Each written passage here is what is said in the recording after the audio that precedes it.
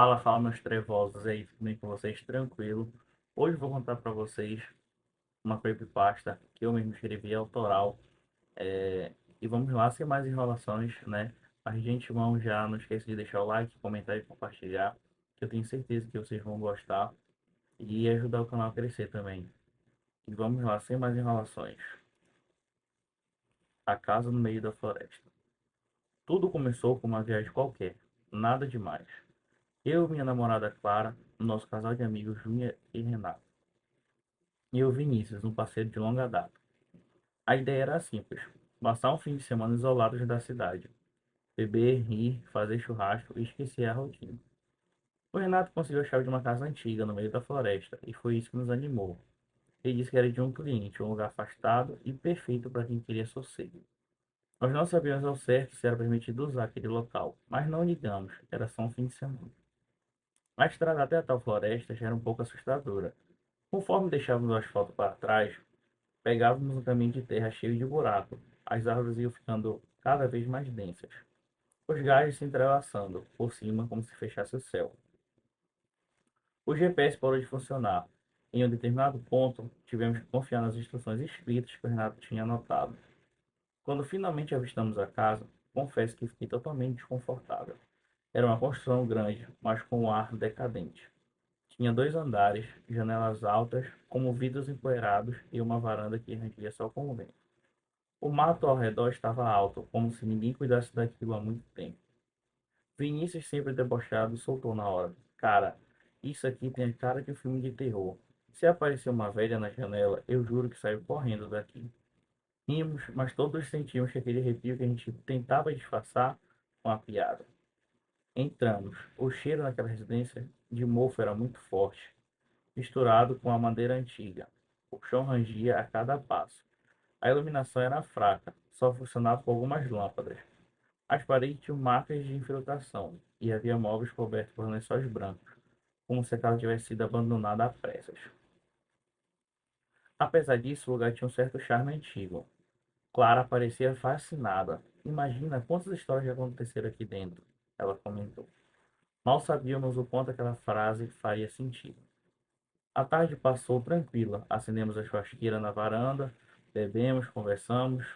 Aos poucos, a sensação estranha de estar ali foi sendo abafada pelo riso e pela música. Quando escureceu, ligamos algumas velas, porque a energia começou a oscilar, e isso deixou o clima mais aconchegante. Por volta das 11 da noite, algo aconteceu. Estávamos todos na sala, jogando cartas, quando ouvimos passos no andar de cima. Não eram estalos normais de madeira. Eram passos claros, compassados, como se alguém estivesse andando pelo corredor. À mesma hora, todo mundo ficou em silêncio. O olhar de cada um denunciava o que pensávamos. Não havia ninguém lá em cima. Renato, tentando manter a calma, disse: Deve ser bicho, sei lá, rato, algum gato selvagem, algo do tipo. Isso não é som de rato, cara, Júlia respondeu, agarrando no braço dele. Decidimos subir para conferir. Pegamos uma lanterna e fomos todos juntos. O andar de cima tinha 4 quartos e todos estavam vazios, só com móveis cobertos de poeira. Mas o corredor tinha algo totalmente estranho. O ar parecia mais pesado ali, como se fosse difícil de respirar. Clara foi a primeira a apontar. Vocês repararam? Aqui está bem mais frio. O fato estava. O frio parecia sair do nada, se infiltrando pela pele. Não encontramos nada no andar de cima, mas a sensação de sermos observados não passou em nenhum momento. Descemos tentando agir como se fosse normal. Colocamos mais músicas e bebemos um pouco mais, até que a tensão diminuísse, mas ninguém dormiu direito naquela noite. Na manhã seguinte, tentamos fingir que nada tinha acontecido. Fomos até um riacho próximo, fizemos um piquenique improvisado. Temos várias risadas, mas todos estávamos mais calados que o normal, como se algo estivesse sempre à espreita. Voltamos para casa no fim da tarde, e foi aí que tudo começou a piorar. Vinícius tinha saído para fumar do lado de fora. Quando voltou, estava branco, como se tivesse visto um fantasma. Eu juro por Deus que tinha uma mulher parada ali no meio das árvores, ele disse, apontando para a beira da floresta, de vestido branco, só que quando eu pisquei, ela sumiu. Ninguém acreditou de primeira, ou melhor, ninguém queria acreditar, mas os olhos dele não mentiu. Vinícius não era do tipo que se assustava fácil, muito menos inventava coisas. Logo depois de jantar, a energia caiu de vez. Ficamos só com as velas e algumas lanternas. O vento lá fora ficou mais forte e as árvores batiam uma nas outras fazendo barulhos que ecoavam pela casa. Estávamos todos na sala, quando ouvimos uma porta bater no andar de cima. O som foi tão alto que fez a Clara soltar um grito. Renato pegou a lanterna e disse: A gente precisa ver o que é isso. Dessa vez ninguém queria subir, mas fomos mesmo assim. O corredor estava mais frio ainda, e dessa vez tinha um cheiro estranho, como de coisa podre. As portas do quarto estavam todas fechadas, menos uma, que batia devagar como se alguém tivesse acabado de passar por ali. Empurrei a porta com cuidado, o quarto estava vazio, mas havia marcas no chão, pegadas descalças e pequenas, como de uma criança. Elas iam até o canto do quarto e simplesmente paravam ali, diante da parede. Isso não fez sentido nenhum, murmurei. De repente, Júlia soltou um grito. Ela estava olhando para o espelho empoeirado do quarto. Eu vi alguém atrás de mim, uma criança, Júlia falou. Apontamos a lanterna para o espelho, mas não havia ninguém e nada além da nossa imagem trema. Descemos correndo sem olhar para trás. A sensação era totalmente clara. Não estávamos sozinhos naquela casa. Horas seguintes foram um inferno. O vento batia forte, a janela rangiu e de vez em quando ouvimos passos lá em cima. Arrastar de móveis e até risadas baixas.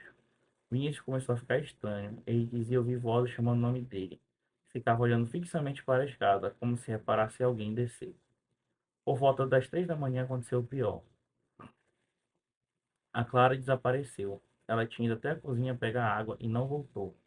Procuramos pela casa inteira, desesperados, até que ouvimos um grito vindo da floresta. O grito era dela. Corremos para fora com lanternas, chamando por ela. O som parecia sempre mais adiante, nos guiando cada vez mais para dentro das árvores. Andamos por quase 20 minutos até perceber que estávamos perdidos. O grito parou, o silêncio da floresta era sufocante. Foi aí que vimos, entre as árvores, havia uma silhueta branca parada.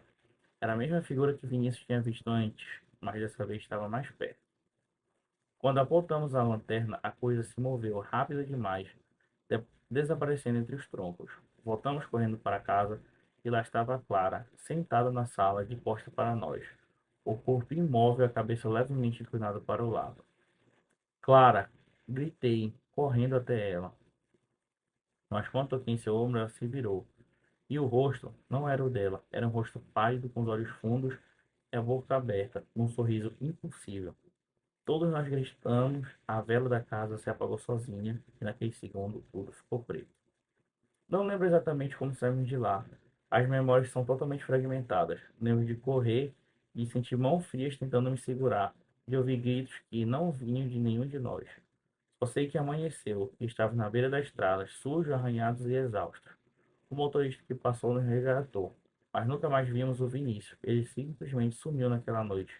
A polícia procurou, mas não encontrou corpo, roupa e nada que pudesse encontrar ele. Clara nunca mais foi a mesma. Ela acordou gritando todas as noites depois daquilo, dizendo que a mulher da floresta ainda chama ela. Quanto a mim, eu carrego até hoje a sensação de que algo veio conosco daquela casa. Porque às vezes no silêncio da madrugada, eu ainda ouço passos no corredor da minha casa. E eu sei que quando eu olhar para trás, não vou estar sozinho. E aí, galera? Essa foi a creepypasta de hoje. Deixe aí nos comentários o que vocês acharam dessa creepypasta. É, é autoral, foi eu que escrevi, tá? E não esquece de deixar o like, comentar e compartilhar. E se vocês tiverem relatos sobrenaturais ou até creepypasta pessoais de vocês mesmos, pode me enviar que eu vou estar contando aqui e nas outras redes, tá? E não esquece de dar uma passada nas outras redes, tá aqui na descrição. E até o próximo vídeo. E valeu, meus trevosos.